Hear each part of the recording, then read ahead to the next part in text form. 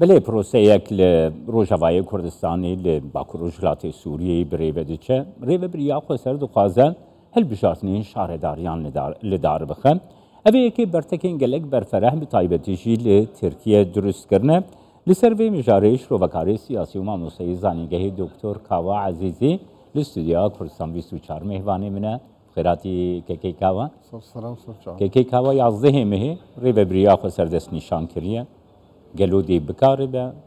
هەلبژارتنین شارێداریان لەدار بخەن بله براستی يعني هالبجارتني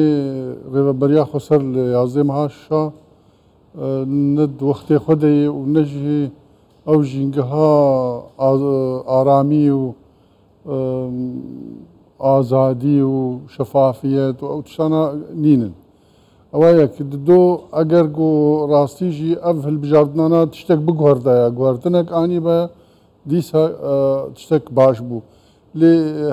هر یک حزب هر یک ایدئولوژی هر یک نمطی ریوبریه یعنی تشتك ناگوهره تشتكي ناگوهره وك خود مینه لی قال لك شعبان الخوات که یک جي لناف خوا نحمو خلق بيرانه یک جي انا كسينا بيريه جو يعني بارتيين كردي راسنن لروج اواي كردستان اوانا لدوري او هالبجارتن كردي سوريا لأوروبا بشدار نابن كردي تركيا سوري لتركيا بشدار نابن كردي سوريا للعراق لهريما كردستاني بشدار نابن انجمنا من اجتماعية كردي سوريا جي دست نشان كريا جو بشدارية دي وان هالبجارتن عندها ناكا او تيجي واتي يعني او جواي جو مرجي بشدار بونا هالبجارتن عن هي يعني يكجي اما هنا حياني دو حمو مكاتبه ما شوط عندن يعني امام ما حسابتكن احزابني نفرمي يعني احزابني دربي قانون امام تومارنا كريه هر اوها انا كسجد بما اعتراف بفي اداره ناكن يعني مشكله كي قال لك الوز هي الاورتا هردو اليان ددوا يعني ابهل بجاردن هاتنا اماده كرين لغور مقاصة بيدي وإدارة نه لغور كسك دي هر نتائج ديار دكتور كاوا أمريكا جي دست نشان دكا كو زمينه يك جبو بريوه برنا حل بشارتنان لباكور وشلاتي سوريا نينا والله جو إدارة يعني خو بقون جينا لغور سياستها ناف دولتي لغور او هري معقول بن هيمنة امريكي دي عم بيجن زونكي امريكية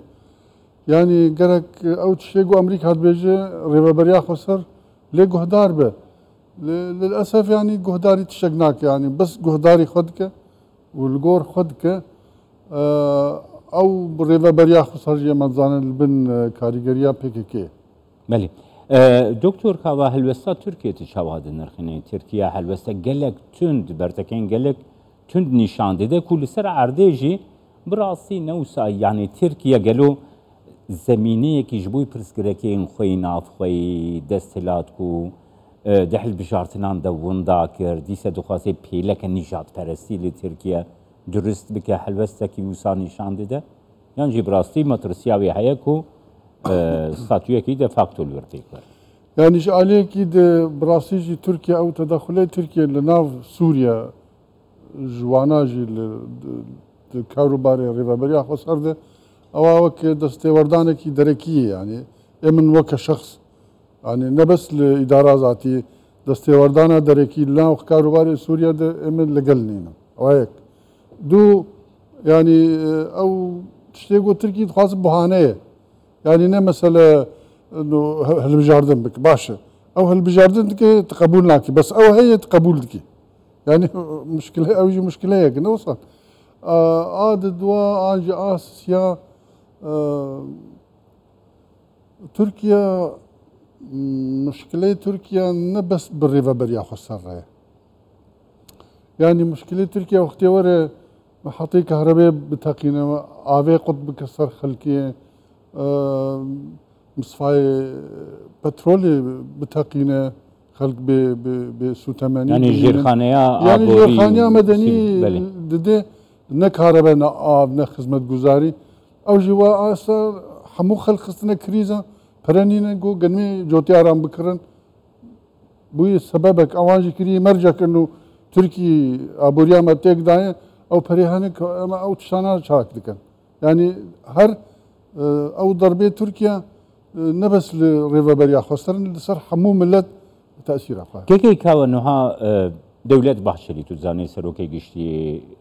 بارتيان نجات برست ما هبه وكو يعني كواليسيوني ده لقال أك بارتيش ده اتفاقات جمهور ده نشيد لتركيا ده بيجي بلا تركيا وسوريا أردوان وأسد بهفو دورة يعني اتفاقا كيف بكن وبهفو دورة جي ريشي روجافاي كردستان يعني مطرسيا ريشة كي اللي سر روجافاي كردستان إيرو زيدة ترى كك جمال وكو اما سياسة دبينن لسوريا وكو خندنامي سياسي روشا سوري را او سينوري ناو خواهي سوري قو هاتن ديار کرن روجلاتي فرات و روج آواي فرات و سوريا مفيد و روج آواي سوريا يعني باكور و روج آواي سوريا او هيلانا نماتين اقهرتن و تركي نكاره بجاي يعني اوفنزيفا كي لشكري يريش بك سر منطقة هرما ريفا بريا خسر يعني بس كاره وقو أمريكا وقو ديار وقو اتفاق هيا يعني بفروكة كاره لهنك جيبده بس نكاره باللشكر ورا داقير بك يعني أو هرم بمينا برايا من عاد دوا يعني مشكلة كرديد المسألة ده دخوازم يعني جمكي كمان ها أو مطرسي أفجاف لهمبري روجافاي كردستان إيكو هنا يعني ريفا بريا خسرجي ليفا جركي بك ريا ديالوجي بأنا كسرة بآلين دنين كرديرة ذاك ريا ديالوجي وبرسكريكين كو هيجي بديالوجي بدانو ساند بزمينة كي ديمقراطي لروجافاي كردستاني بكفنا سر ريدا يعني جبو روجافاي كردستاني خلكي روجافاي كردستاني جي نباشتر هذا والله من وك شخص وك أكاديمية وك سياسة مدارك كردي سوريا من لقل أوامك بينك وأنا كسي وبارتين دي كردي وهر أوها أو بيكاتين عرب وخريستيان يعني بيجين شهر سريع بهفرة أو يقول لك باشتر به يكجي او مونوبولا احتكارا دستلات بيكي سروجامي كردستان كيم دبن دوم همو بيكاته بشدار دبن يعني كارن توزك راغرن او تشتاني جو نايدي بريارا شر وعاشتي وبرياري ابوري وهر تشتك لدستي بيكي بيدي يعني حنجتك جو تركيا جي واقع يعني كيماني يعني امريكا دخوازه افتشانات شيف وتشتي كيفامن جيتي ام راسي لبي مهيدا أمريكا بيش نيارك هيا دست بيش خريك هيا جو جارة كدي ديالوغا كردي نوبك أو تشتكي بالخوشكرة أم بهيفينا أمريكي جدي بالسرفي مسألة يعني هناك أم بيجن قواشتن لازمه ضغط لازمه جو هردو آلي بين سرميزي گفتگو نهاد ناف كردان ده كيكي كاوا ازمونا كردان هيا قافاقو كرد يقرتي بونا يعني ايديولوجين جدا ليدي شرشويا برجوندين يقرتي برجوندين تبعي ده يقرتي بونا درفتين سركفتين جي زيادة تربونا جبورو جواي كردستان جي بله بالتأكيد جو امن هرتم از دبيجم يعني ركفتنك شخاص كيم بتشتري بير ركفتن يعني هر بي او ركفتن هبه يعني السياسة دبيت واقع بخينا واقع نابت تشعبخ بقرة هاي تشتغل بيش هاي بتتعامل اللي قلبك مجبورة ديفاكتو جبو هردو علياجي ده جبو هردو علياجي باشا يعني نا او كار انا كسي راكي ولا انا كسي كار راكي يعني هردو دبيقو بقينا لازم قالك سباز بوتا دكتور كوا عزيزي في استوديوي ميواني